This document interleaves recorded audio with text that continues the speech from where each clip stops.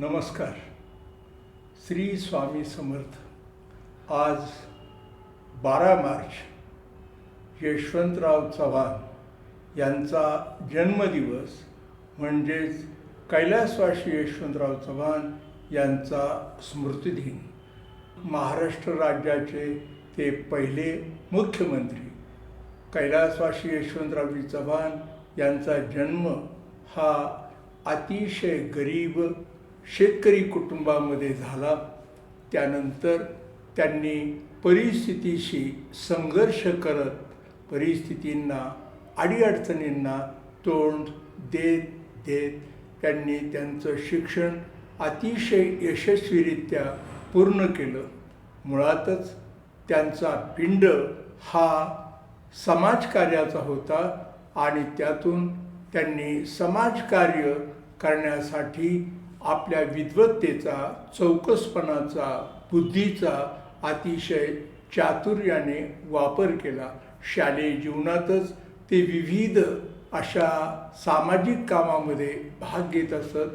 पारतंत्र्यामध्ये त्यांचा जन्म झालेला होता, परंतु त्यावेळेला सुद्धा त्यांनी त्यांच्या शालेय जीवनामध्ये शाळेत तिरंगा झेंडा फडकवला होता आणि तुरुंगवासही भोगला होता.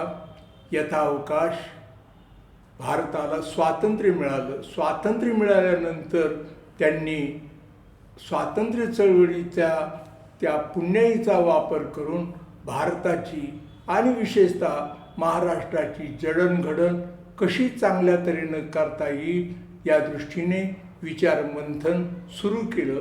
प्रचंड प्रमाणात वाचन, त्याचप्रमाणे अवलोकन आणि मनन चिंतन हा त्यांचा स्थायी भाव होता आणि त्यामुळे यशवंतरावजी चव्हाण हे एक अतिशय परिपक्व, अभ्यासू, सचोटीचं आणि एक चारित्र्य संपन्न असं नेतृत्व घडत केलं. कैलासवासी आचार्य आत्रे, S.M. जोशी, डांगे, नागगोरे आदी सगळ्यांच्या सहकार्याने महाराष्ट्र स्वतंत्र झाला. महाराष्ट्र ज्या वेळेला अस्तित्वात आलं त्याचे पहिले मुख्यमंत्री म्हणून यशवंतरावजी चव्हाण यांच्यावर ती जबाबदारी सोपवण्यात आली. यशवंतराव चव्हाणांवर महात्मा गांधी, पंडित जवाहरलाल नेहरू, सरदार वल्लभभाई पटेल आदींच्या विचारसरणीचा अतिशय प्रभावी पगडा होता.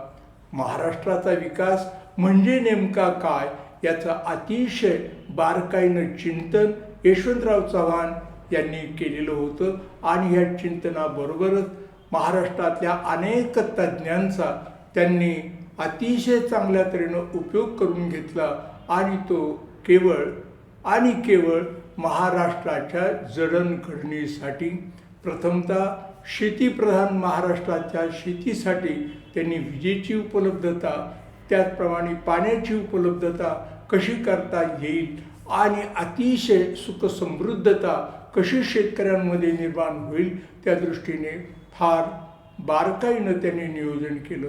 शेतीबरोबरच शिक्षण हा सर्व सुधारणेचा पाया आहे.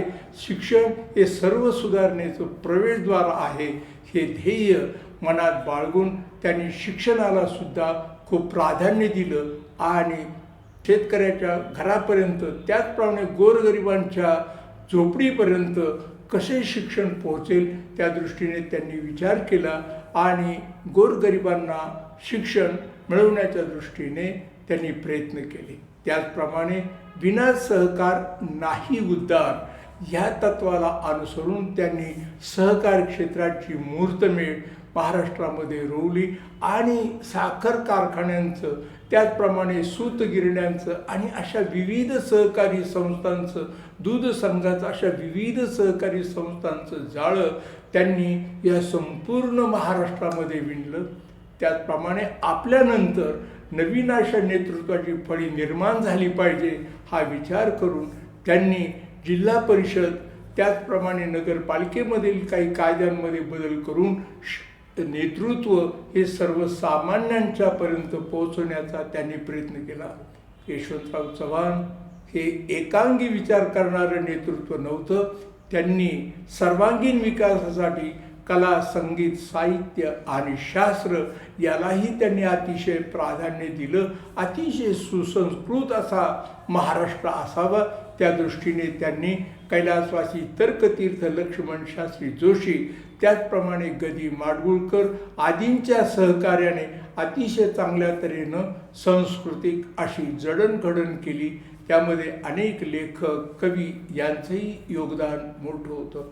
थोडक्यात म्हणजे कैलासवासी यशवंतरावजी चव्हाण यांनी ह्या महाराष्ट्राला अतिशय चांगल्या तऱ्हेची उज्ज्वल परंपरा प्राप्त व्हावी, अतिशय भव्य, दिव्य, सुखी, समाधानी, आनंदी महाराष्ट्र व्हावा, त्या दृष्टीने त्यांनी अतिशय चांगल्या तऱ्हेच्या पायाभूत अशा सोयी या महाराष्ट्रामध्ये केला. त्याचा पाया त्यांनी घातला आणि म्हणून इतक्या वर्षानंतरही आजही यशवंतरावांची स्मृती जपली जाते, त्यांची आठवण काढली जाते. जेव्हा केव्हा महाराष्ट्राचा इतिहास लिहिला जाईल त्यावेळेला यशवंतराव चव्हाणांना डावलून कुणालाही पुढे जाता येणार नाही. अशा तऱ्हेचे अतिशय सुसंस्कृत, सर्वव्यापी असलेलं कैलासवासी यशवंतराव चव्हाण यांच्या नेतृत्वाबद्दल आत्ताच्या तरुण युवकांना सुद्धा खूप मोठा असा अभिमान वाटतो. अशा कैलासवासी यशवंतरावजी चव्हाणांना आपल्या सर्व दर्शकांच्या वतीनं मी कृतांजली, आदरांजली अर्पण करतो आणि येथेच थांबतो. श्री स्वामी समर्थ.